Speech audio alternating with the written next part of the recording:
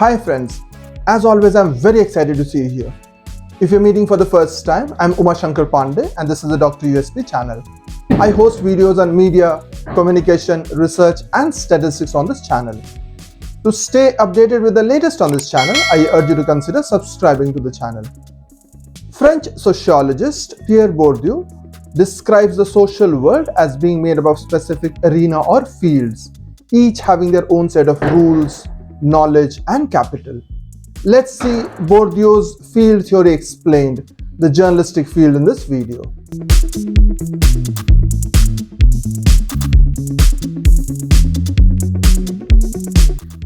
The journalistic field is impacted by the cultural capital of those inside the field and the economic capital which is external to the field.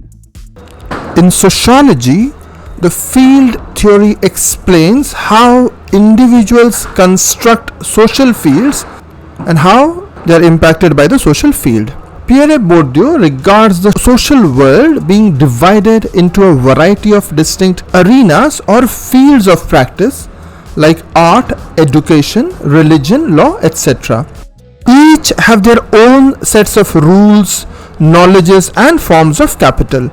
While fields can certainly overlap, Bourdieu sees each field as being relatively autonomous from the others. Each field has its own set of positions and practices, and also struggles for position. People use their cultural and economic capital to stake claims within a particular social domain.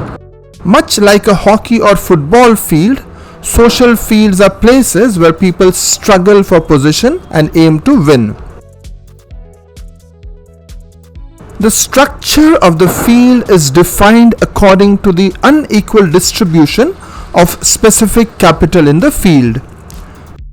People having the highest amount of specific capital in that field occupy dominant positions. Those who possess less capital and are newcomers occupy dominated positions.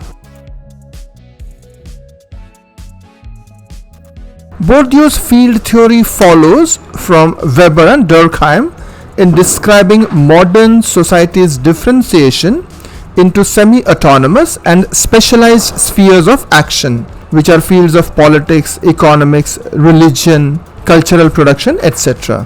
Within and among these fields, relations of power fundamentally structure human action. Individuals do not simply act to maximize their rational self-interest. In every society, two forms of capital are important: economic and cultural. Economic capital means money or assets that can be turned into money. Cultural capital encompasses things as educational credentials, technical expertise, general knowledge, verbal abilities, and artistic sensibilities.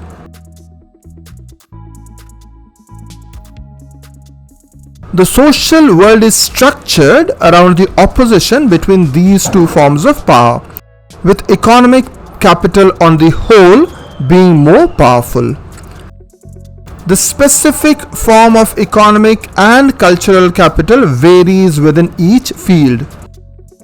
Inside the journalistic field, for example, economic capital is expressed via circulation, advertising revenues, and TRPs. The specific cultural capital of the journalistic field includes intelligent commentary, in-depth reporting, feature stories, columns, and opinion pieces. This cultural capital is one that gets respect from peers and even awards from society. Professional excellence in the field is what those inside the field often aspire to.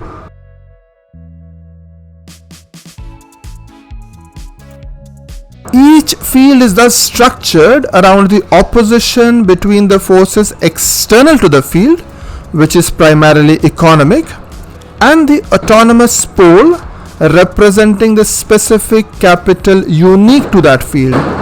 Example: artistic, professional and scientific skills.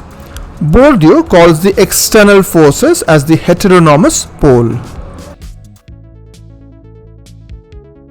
Fields are arenas of struggle in which individuals and organizations compete unconsciously and consciously to provide more value to those forms of capital which they possess. In arts, for example, each generation of artists often seek to overturn the established positions of those who came before them. Bourdieu has located the cultural pole on the left of the horizontal axis and the economic pole on the right. The vertical axis is the volume of the capital. As one moves from left to right in all social spaces, the proportion of cultural capital decreases and the economic capital increases. As one goes higher up, the total volume of the capital increases. At the top of the social space, one finds the field of power, organized around the actors possessing relatively high volumes of at least some form of economic or cultural capital. The journalistic field is seen as part of the field of power. That is, it tends to engage with those agents who possess high volumes of capital. At its left cultural pole, journalism is part of the field of restricted cultural production. This can include small literary journals, avant-garde art, music, and content for the discerning user. At its right economic pole, it belongs to the field of large-scale cultural production, which is produced for general audiences, mass entertainment, popular culture, etc. Compared to other specialized fields within the broader field of cultural production, the journalistic field is a very weak autonomous field, which means that it is impacted by external forces, economic capital. According to Bourdieu, journalists from high cultural or economic capital backgrounds are most likely to have the motivation and capacity to change the field. Despite the dynamism and conflict inside fields, the activity in the field will largely reproduce the structure of the field, unless and until it is also subject to pressures from neighboring fields. Such external shocks could include new political orders, changes in the legal and economic policy environment, or specific media regulations. The concept of habitus is central to Bourdieu's understanding of social structure and human agency. Habitus is how society shapes individual actions and vice versa. Habitus is defined as a structuring structure which organizes practices and the perception of practices.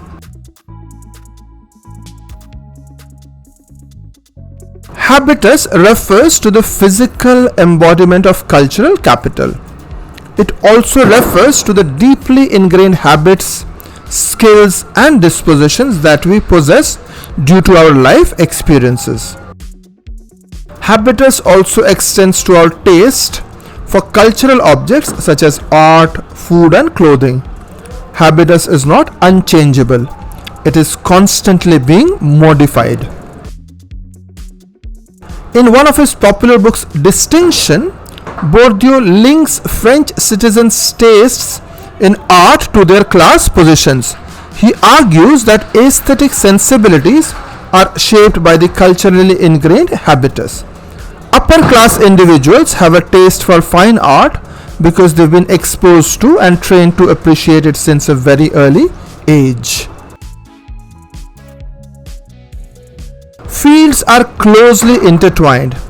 Journalism is a crucial mediator among all fields. As the journalistic field has become more commercialized and thus more homologous with the economic field, the journalistic field produces a convergence among all the fields and pulls them closer to the commercial pole in the larger field of power. Transformations of the journalistic field matter because of the central position of the journalistic field in the larger field of power. as part of a collection of centrally located fields. This includes social sciences and politics. All these fields compete to impose their legitimate vision of the social world. An important corollary of the process of field autonomization is the break between professionals and non-specialists. Lay people are excluded from activities because their judgment is delegitimized. The dispossession of the non-specialists is observed in numerous professional areas.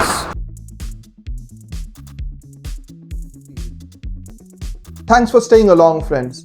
As always, it was a delight having you here. I'll be back with another video very soon. Till then, have a great time.